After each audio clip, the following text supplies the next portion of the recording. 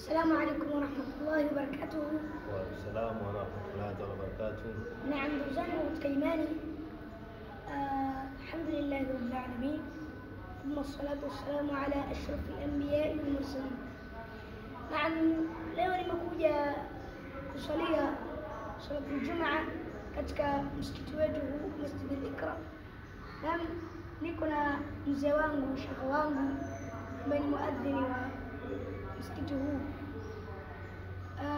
ambaye alipata ajali kidogo, alipata mtihani. Maana mtihani ndio tuliombiwa si wanadamu, na ndio maana tukaambiwa tusubiri, tupate subira.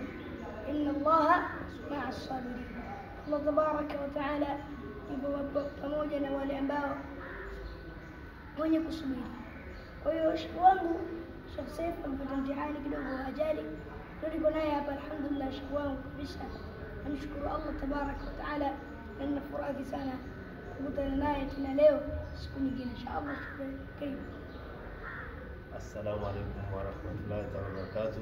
Wa alaikum assalam. Wallahi nimefurahi sana, Sheikh Ramadhani kanitembelea kaja kuniona, kasikia nimepata ajali, basi akasema nitakuja bwana Ijumaa kuja kuona.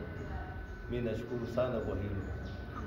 Mimi nimepata ajali majuzi, nilikuwa nimepigiwa kwenye pikipiki, lakini tumepewa nafasi ya kupita kwenye kona.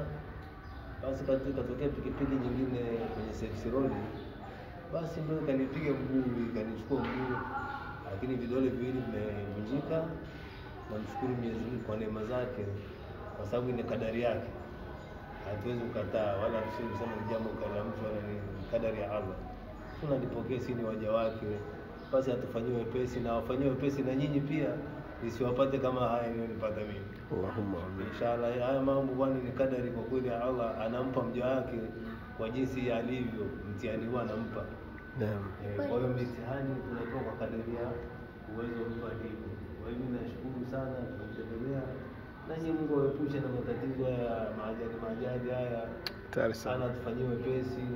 Awajalie siku ya Ijumaa leo wazee wetu waliotangulia mbele za haki, wazee wetu wa msikiti wa kina Mzee Saidi wametangulia mbele za haki, Mzee Ali, Mzee Barazi, Mzee Mambo Sasa, wazee wetu wote wa msikiti Masjid Akram, Mungu awaweke mahali pema peponi. Allahumma amin. Awajalie katika makaburi yao miongoni mwa watu wa peponi. Allahumma amin. Tunakwenda hija mwaka huu kwa msikiti wetu wako watatu hapa, na mwingine ameshaenda Jafari yuko saizi Madina.